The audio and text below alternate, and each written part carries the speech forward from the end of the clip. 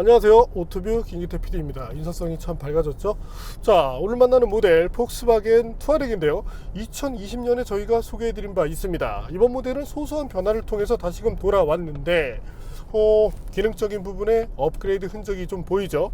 자, 과연 새로운 폭스바겐 투아렉 어떤 매력을 갖고 있는지 잠시 함께 느껴보시죠.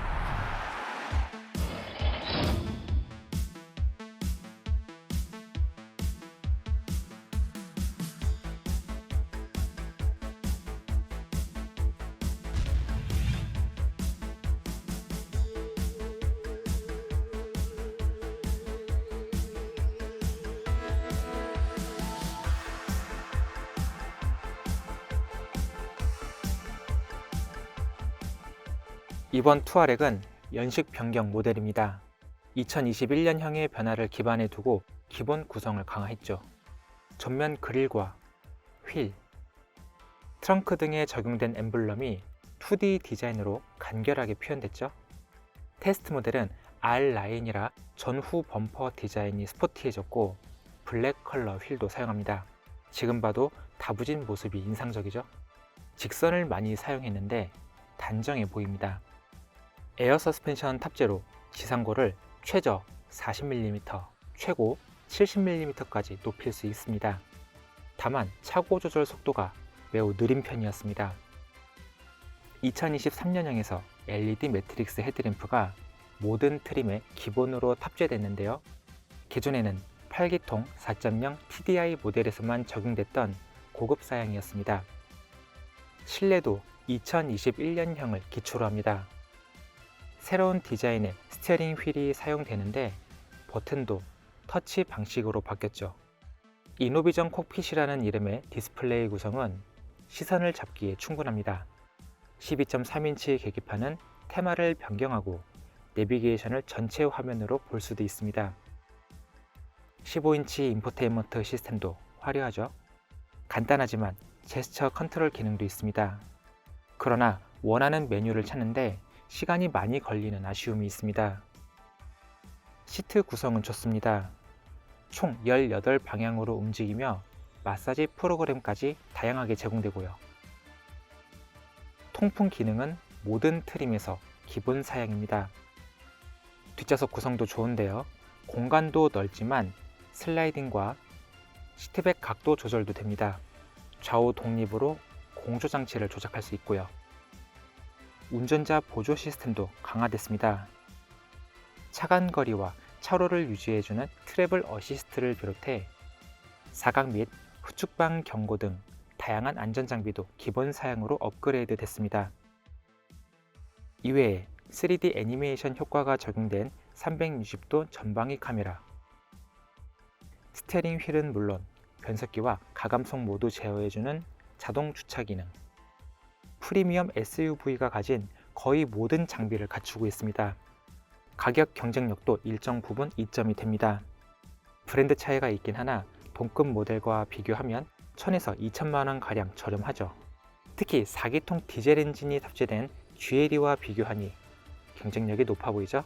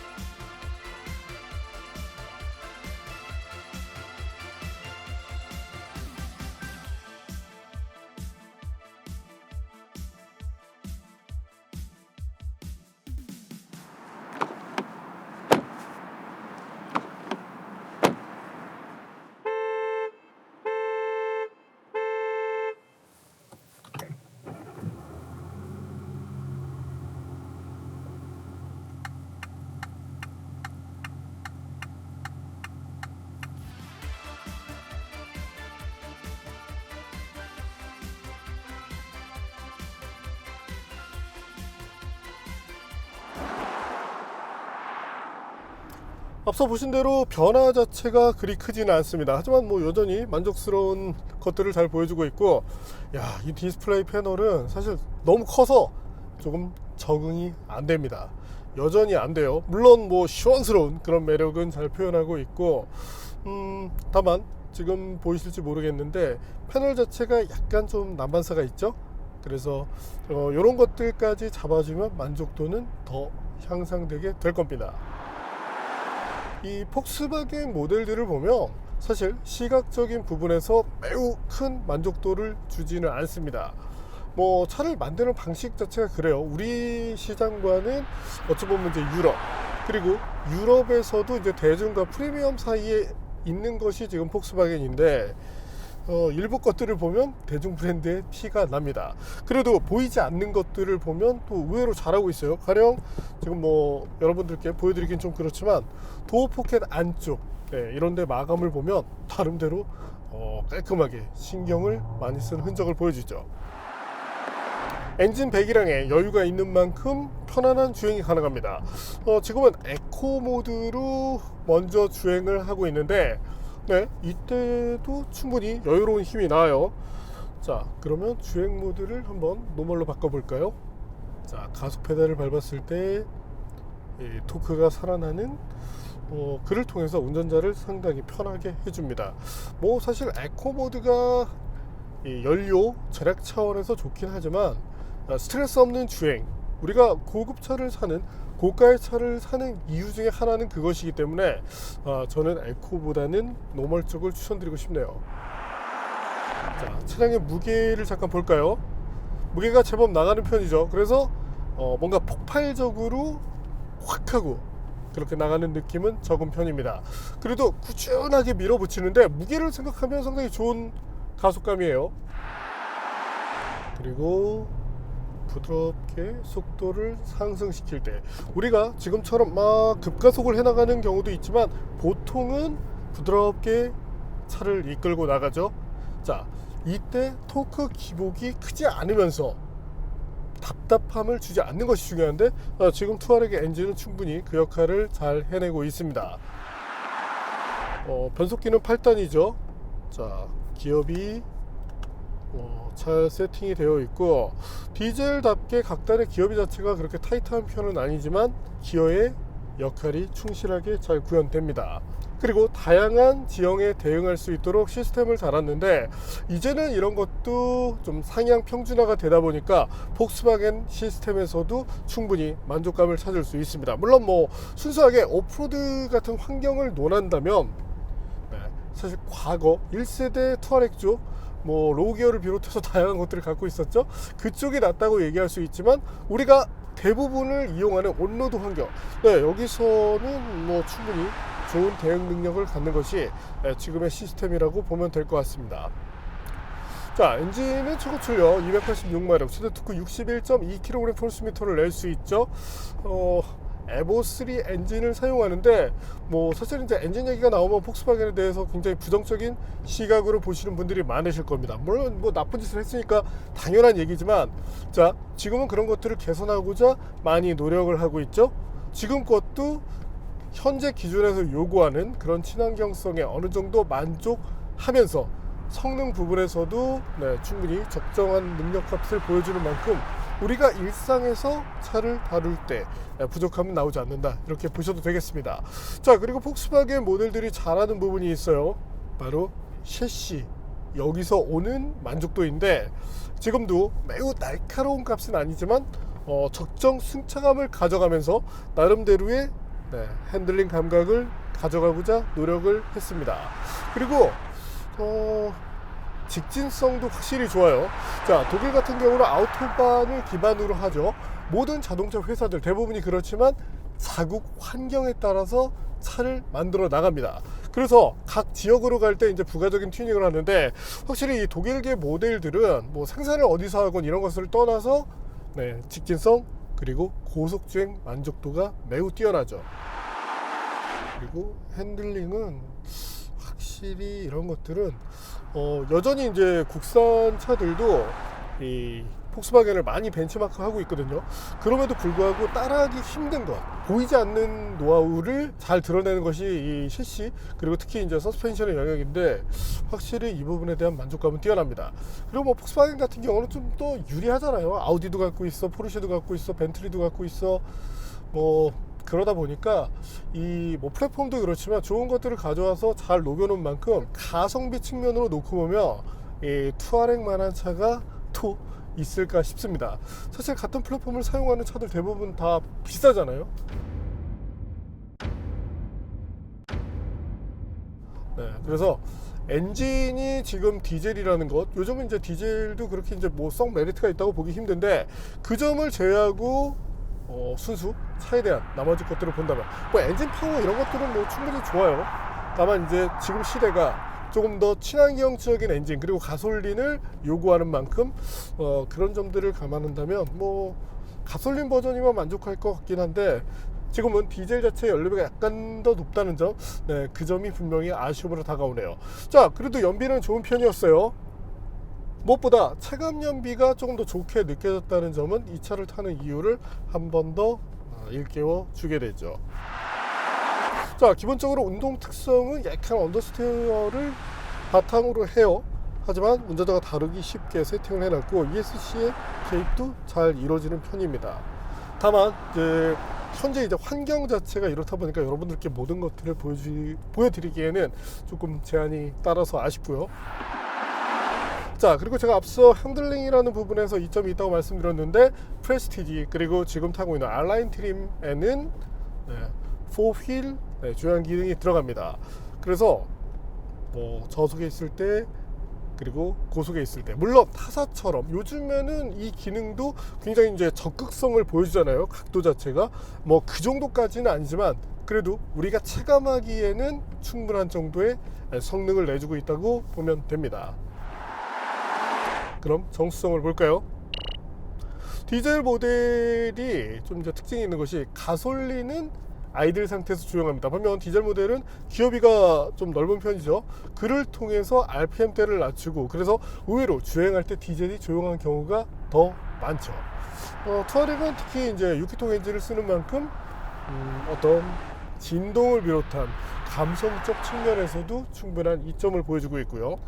물론 아쉬운 점도 있습니다. 스티어링 휠 형상이나 이런 것들은 좋은데 이 버튼 자체가 나름대로 이제 전자식으로 구현했는데 이 조작할 때 조작감이 떨어집니다. 약간의 오작동 가능성도 있기 때문에 뭐 폭스바겐이 이건 개선하기로 했으니까 좀 기다리면 되겠죠. 자, 이번에는 발진 가속 성능 볼까요?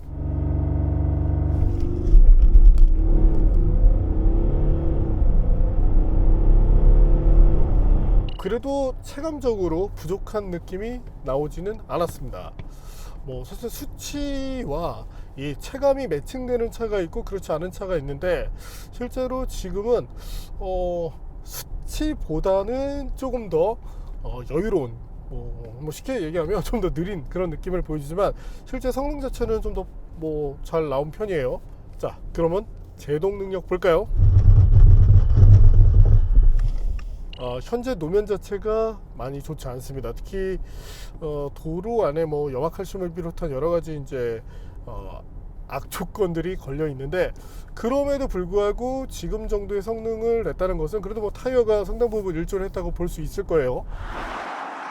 타사들도 그렇지만 점점 이제 가격이 오르다 보니까 예전처럼 혹 하는 그런 매력까지는 조금 희석이 되었지만 그래도 이 바운더리에 있는 다양한 차들과 비교했을 때 가장 경쟁력 있는 소위 가성비 좋은 차 중에 하나가 바로 이 투아렉이다, 이렇게 말씀을 드리고 싶습니다. 뭐 서스펜션 세팅을 비롯해서 이 에어 서스펜션도 단순하게 갖다 쓰는 게 중요한 게 아니거든요. 갖고 와서 제대로 된 튜닝을 해야 되는데 확실히 이런 부분에서도 폭스바겐이 잘하네요.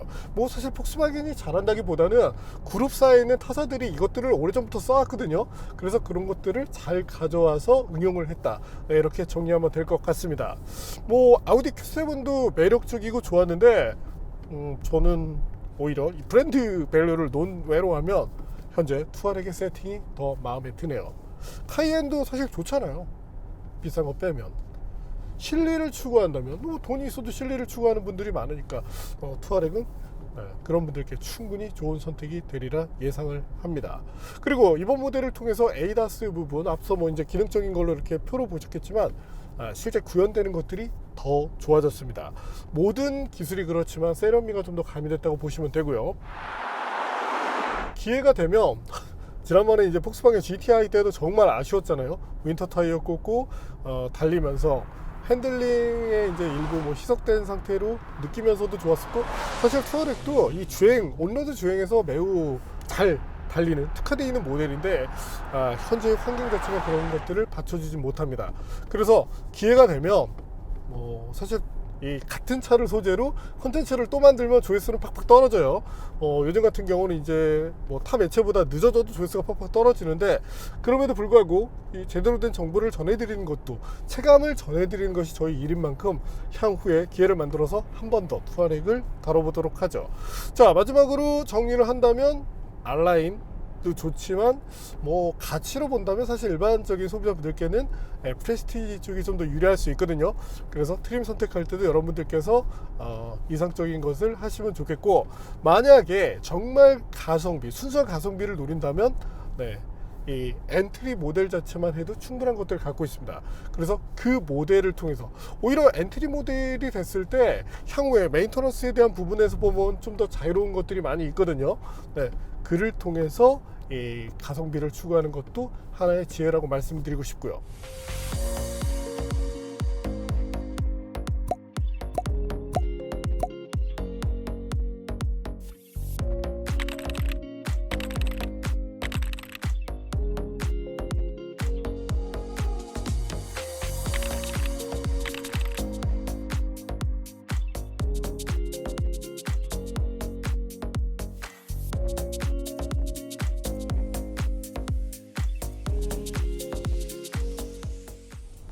네, 오늘 만난 폭스바겐 투아렉 여전히 좋은 차입니다.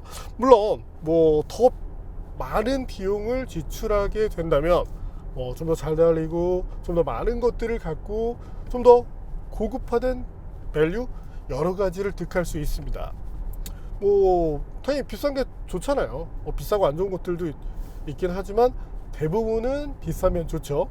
자, 하지만 뭐 사실 투아렉도 사실 싼 차는 아닙니다.